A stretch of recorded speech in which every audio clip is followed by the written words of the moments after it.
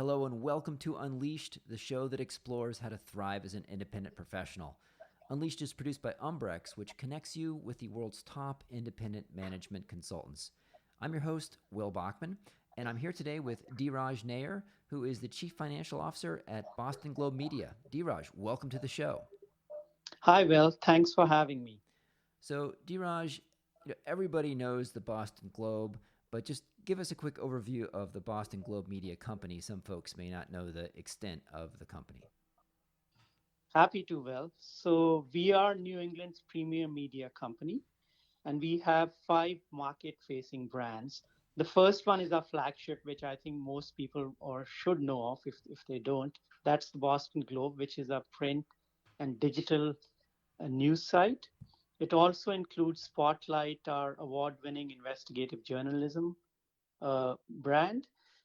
You may be aware of it as this brand also was behind the Spotlight movie that won the Oscar in 2016. The second one is a digital site, boston.com. It's a free site and it's a lighter take on news and information than the Globe. We also have Stat News, which is our medicine, life sciences, and health focused digital vertical. Globe Direct, which is our one stop shared direct mail marketing service. And finally, Globe Docs, as in documentaries, where we present works of filmmakers. So that's the Boston Globe. We are primarily focused in the New England region, but of course, one of some of our sites like Stat News covers the health industry globally. Yeah, I actually didn't realize that Stat News was owned by the Globe, Boston Globe Media.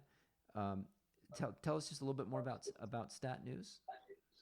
So Stat News was started by our owner about 5 years back, and the thesis behind Stat News and actually around some other verticals we are thinking about is that Boston is a hub and a leader in life sciences, right?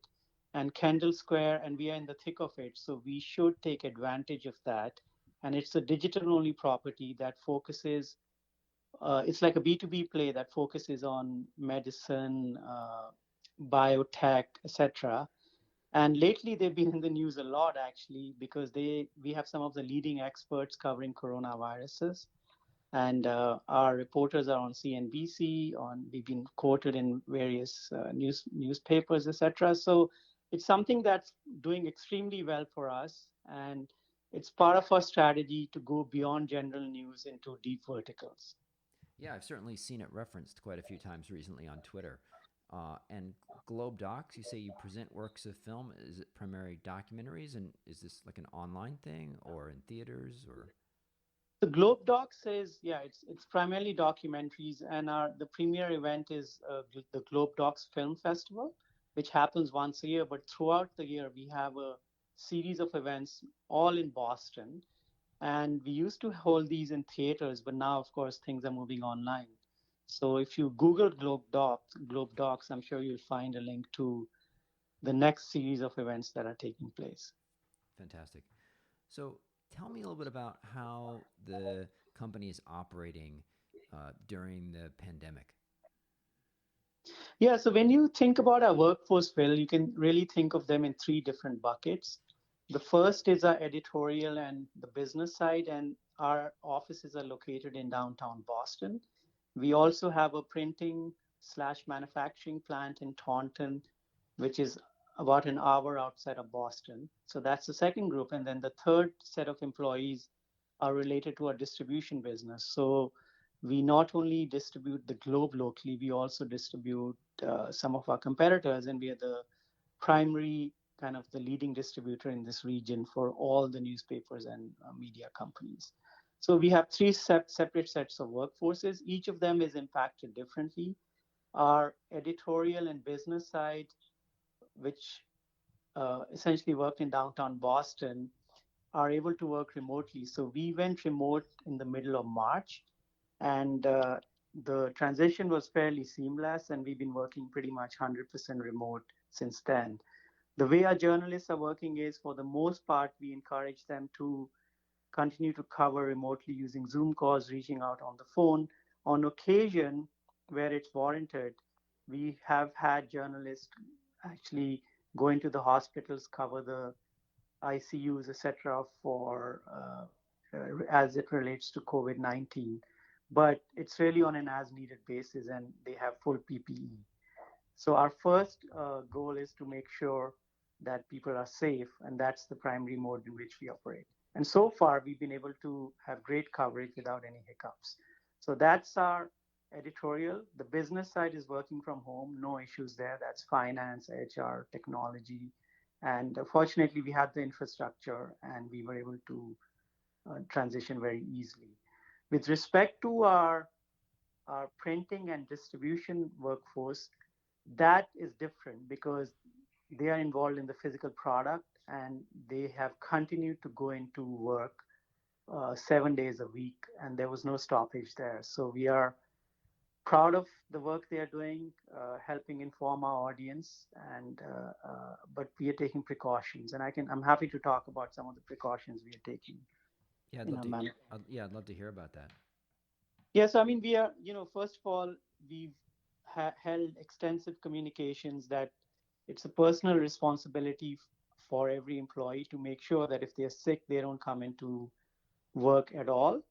But once people do come in, we've taken basic precautions, some of which you may have heard of. We've restricted entry to a single entrance. We do temperature checks.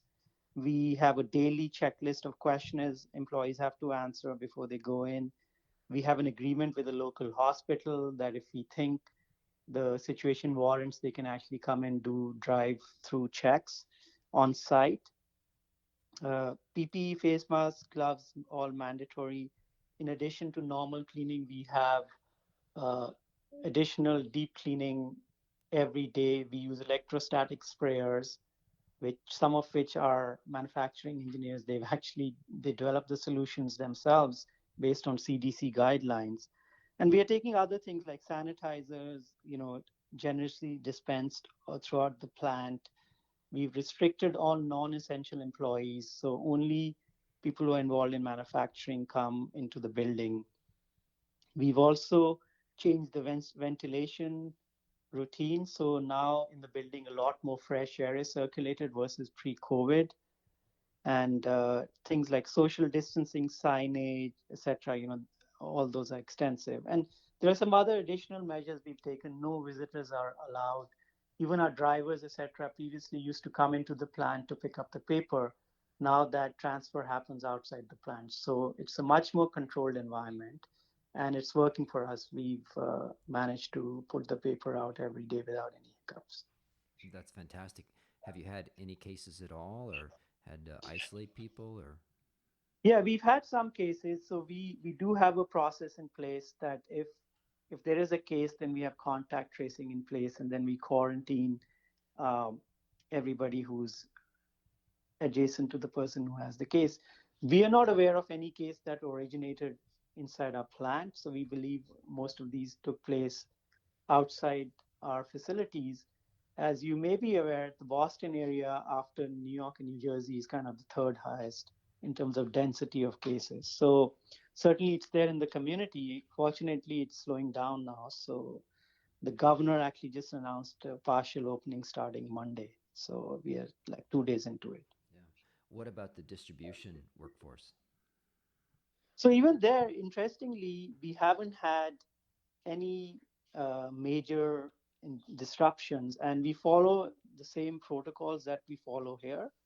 Interestingly, distribution, some of the impacts are coming from our customer sides because hundreds of locations have actually shut down, right? So our distribution footprint, especially where we are dropping papers off at the retail stores, those stores are no longer open.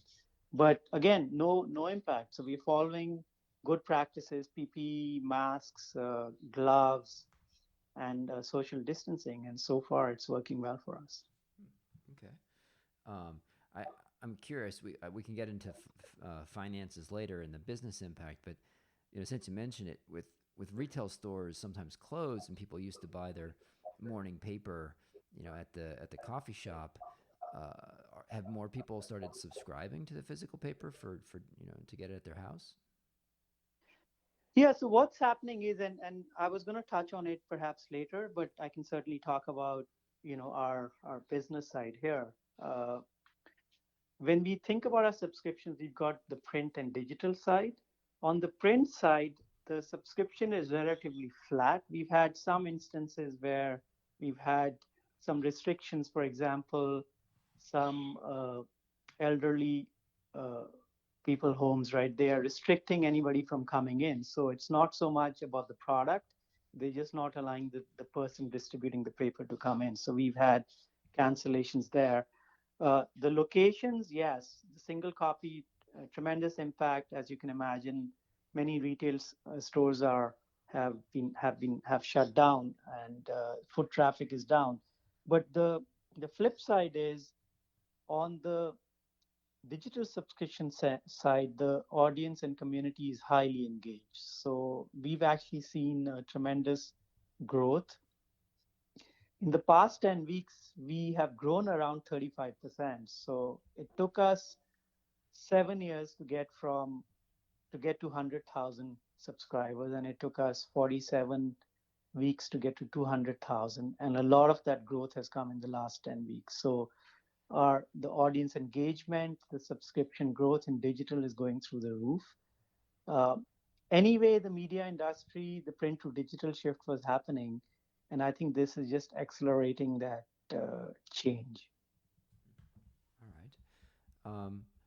So, getting back to sort of how people are working, and on the news side and on the business side, with reporters and business working from home, has have there been any areas that either have been a lot more difficult than people coming into the office, or have there been any places where you've actually made some innovations that you think you might retain in the future?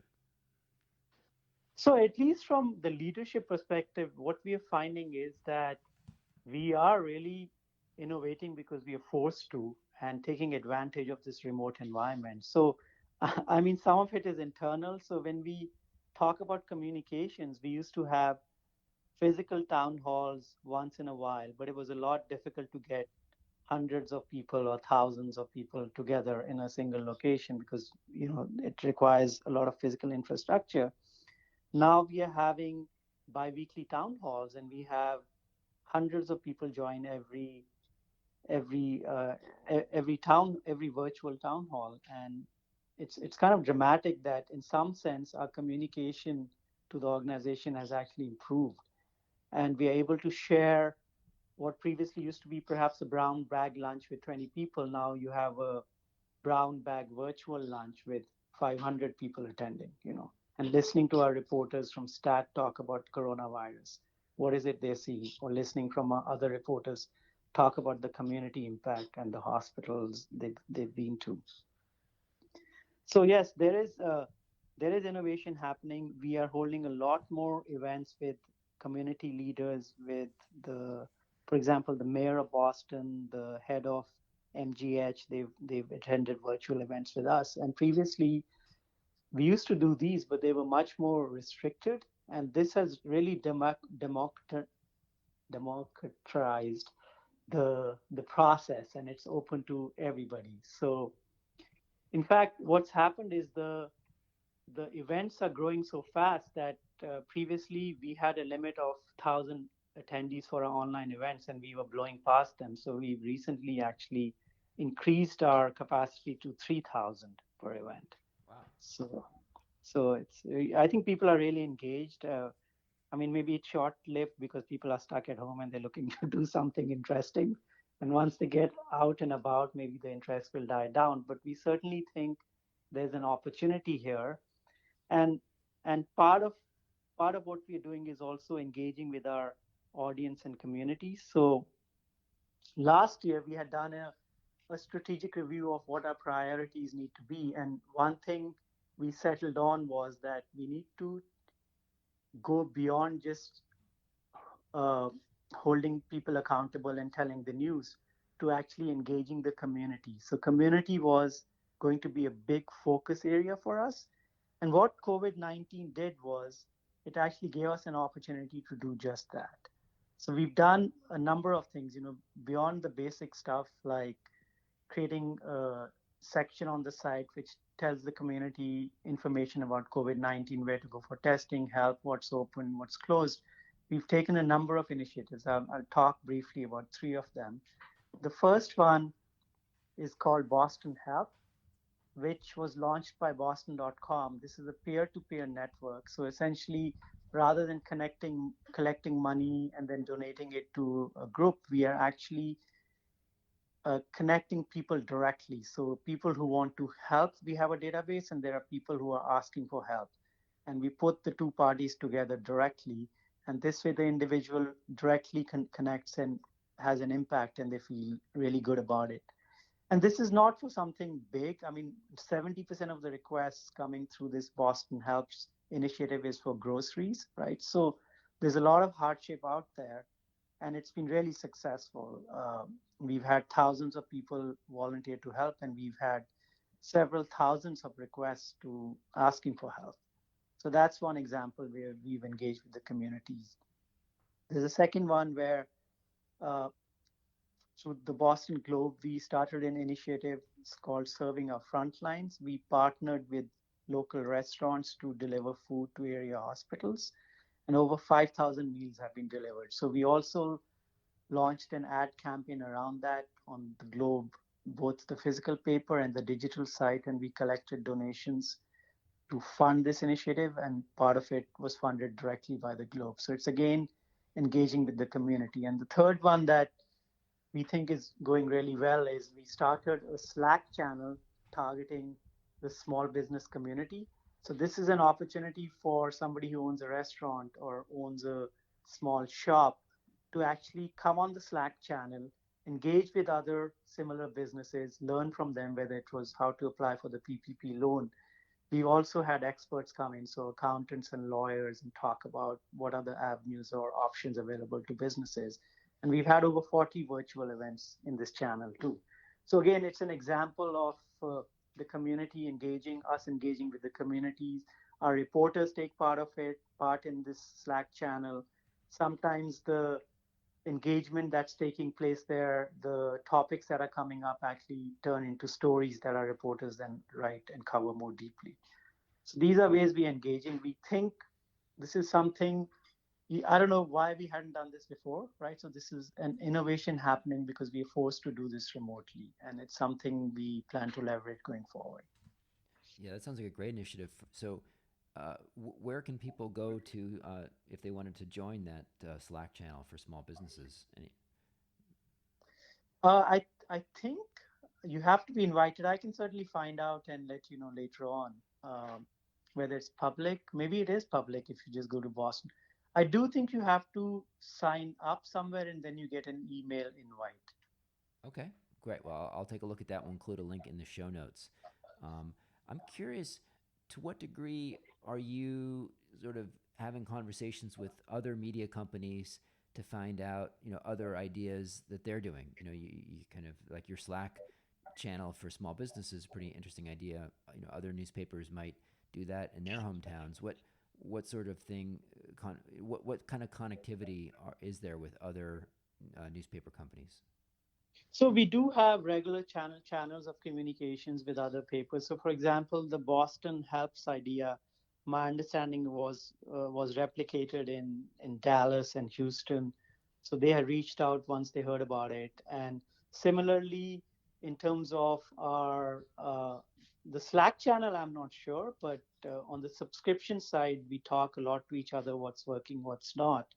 So what we've done is uh, unlike other companies, we've kept our subscription paywall up. But because we have Boston.com, for Globe.com, we've kept our subscription paywall up. But for Boston.com and Stat News, the coronavirus coverage is free. So we feel we are covering the spectrum. Ultimately, we do need the revenue to for long-term sustainability, and for us, it's like a happy middle ground where for one of our sites, the subscription paywall is still up, but it's at a much more discounted rate. But we are able to provide the free services through our other properties. Any um, observations or innovations that you've seen on the more business side, on the advertising side of with your salespeople working remotely, how that's impacted your ability to interact with the advertisers? So I think what we are seeing is that there is more happening in what we're calling sponsored content. So in terms of engaging with the actual customers rather than face to face, I think the switch to digital is not necessarily that difficult. I mean, it does make closing the deal a little harder. But what we're seeing is from a product offering point of view, we are able to innovate and find products that are attractive to advertisers and customers. So one interesting thing about COVID-19 is that while digital site traffic is through the roof, advertisers don't actually want to be associated with COVID-19 because they don't really know if the story is positive or how negative it is, right? So they don't want their brand associated with something which could be potentially not pleasant. So what we've started doing is we've started creating offerings that are positive and attractive to the customers. For example, we just came out with an issue last week called Salute to Nurses, which was essentially talking about the nurses and the frontline workers and how they're contributing and sacrificing, and that got tremendous reception in the market. And advertisers were happy to participate in that product. And is that a common thing in the newspaper industry, where certain advertisers can specify what sorts of stories they want their content next to?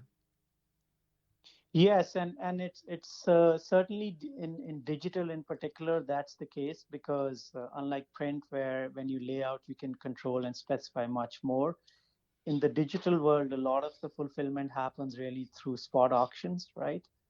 And so you don't know exactly where your ad is going unless it's a direct sold or sponsored content. So that's where I don't understand the full technicalities, but the advertiser can specify that I don't want to be associated with anything related to X on the page. Mm-hmm. And that drives down the CPMs, the cost, cost per thousand. So the revenue we can generate. So traffic is up a lot, which is helpful in terms of page views, but then the money you can make per impression goes down. That sparks a question that I've been wondering about, which is, you shared how your traffic is up, and across the board, you imagine that media consumption may be up with so many people working from home and on their phone, or um, but then you also have been seeing so many stories of journalists, tweeting out that they just lost their job or furlough or so forth. What is it? Is it just that advertisers and the retail stores that advertise, are pulling their ads, or what's going on with advertising, and why are so many media companies having to lay off journalists? So when you think of a typical media company, and I'll talk about ours, but I think it's representative of most of the traditional media companies. There are four core streams or broad buckets of revenue. There's subscription, which can be print and digital. There's advertising, which is print and digital, and within that you have display, indirect, direct sold, sponsored content, etc. There's the single copy sales at the retail stores, and then there's commercial revenue, which for us means we print actually some of our competitors in the region and we also distribute them. This also includes our Globe Direct brand. So when you think about each of these, right, for subscriptions, as I touched upon earlier, we actually seeing a spike in subscriptions. Some of it is driven through promotions, but we are certainly seeing a week on week increase in revenue, especially on the digital side. Print is flat, which is good. On advertising, the entire industry is taking a hit. We advertising was going downwards even before COVID-19. So with the shift to digital, I think there's a stat somewhere, I forget from which research entity, but advertising revenue for newspaper media companies have declined by more than 67% over the last, for 10, 12 years. And it's mostly driven by social and search taking most of the digital advertising revenue. So what's happened with COVID-19 is certain areas like uh, travel, arts and culture, local businesses, etc. They've disappeared, right? So we are seeing some strength in pharma and health, but overall the declines are double digits, and so our declines are similar to those in the industry. So subscriptions up or stable, advertising down, single copy down a lot because the locations are closed, and commercial revenue is flattish. The volume fluctuates a little bit. So depending on what the mix of the media company is in terms of these revenue buckets, that's where they can either weather this well or not. So historically, the majority of the revenue for most media company comes from advertising. So if you haven't made that transition, then you are in deep trouble and you have to take action to conserve cash, and that's where the cuts come in. For us, we are fortunate that outside of the really big nationals, I think we are one of the few players where subscriptions make up the majority of our revenue, and advertising and single copy, etc., are a minority. So we are fortunate that we had started this journey many years back, and we are better positioned to weather the storm. That's good to hear. Um, what what are some other things that you can tell me just about the business impact of the coronavirus on how you expect the media industry to change based on it? So it's been really interesting because Boston Globe, being hundreds of or more than 100 years old, is considered an old media company, although we do have pure digital products. And until recently, with the proliferation of like free websites and digital native sites, right? The story was, or at least the buzz in the market was, that the traditional media companies are toast. But over the last several years, people do want well researched stories. They want fact based reporting. And so traditional media is making somewhat of a comeback. And it also so happens most of the digital native sites were pretty much 100% advertising supported, right? Most of them didn't have a subscription model. So right now, what you'll see is that the traditional media that made the switch to subscription heavy versus advertising are actually doing well and thriving. If you look at the New York Times, that's a public company, so the information is available. They're having record subscriber growth, record revenue growth, and many of the recent digital native sites are actually having challenges. Now, doesn't mean that uh, uh, the things can't change again, but right now it looks like customers value good fact-based in-depth reporting. So there's an opportunity for us, we believe, to actually take advantage of the crisis, and we are proactively looking into areas of investment. So while we are tightening our belt and hunkering down somewhat, we've certainly not stopped investing. And one example, while it predates coronavirus, is last year we decided to enter Rhode Island. So we opened a bureau in Providence, and that's going well because we felt there was an opportunity there because the local media market was shrinking a little bit, and we thought we could take advantage. And in the year we've been there, our subscriptions are up 300% in their market. So we're looking at other areas too where we think there could be opportunity. Now, you are a former management consultant. Can you talk a little, not from the newspaper industry, and I think you did not really grow up sort of in a finance organization. Could you talk a little bit about what why you were brought into the Boston Globe media and what sorts of initiatives you've been working on?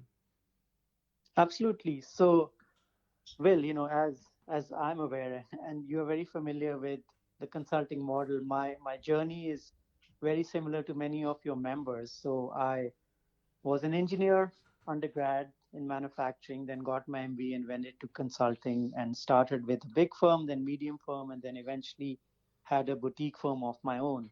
And I was actually doing work for the Globe in the operational optimization area. And I had been working there for like 6 months when they asked me to consider joining them. and I felt the opportunity was good for me because this is a mid-sized company, industry in turmoil, lots of management, transformation required, part of what I was doing. So we came in, when I joined, essentially the goal was to, one, variabilize the cost, so reduce our fixed costs. So that's an exercise we undertook, all the way from our content management platform to looking at our resources and seeing where it made sense to outsource or keep things in house. So typical consulting work, doing the analysis, understanding what are the fixed costs, where are the great cost buckets, looking at procurement, looking at growth strategy stuff. So the initiative I talked about, we actually, a strategic initiative, we spent time with HPS for 3 months thinking through who do we want to be, where do we want to go. So it's been fun. More specifically, a lot of it is block and tackle, bringing fiscal financial discipline to the internal organization. For me itself, it was a lot of learning. So I certainly want to thank my team because I'm not an accountant or a finance person by profession. So hiring the right people into the team, bringing a new FP&A head, a new controller, putting the right team in place. So the budgeting, not taking anything for granted, zero-based budgeting, questioning everything, earning the respect of the organization that they come to us versus us chasing them down, and just streamlining things. That's been the goal. And the good thing is, I think, if not for the COVID-19 curveball, most of our cost side transformation was behind us, and we were really looking towards growth. And as I said, we still hope to be doing that in the near future. You talked about learning new things. What has surprised you about the newspaper business?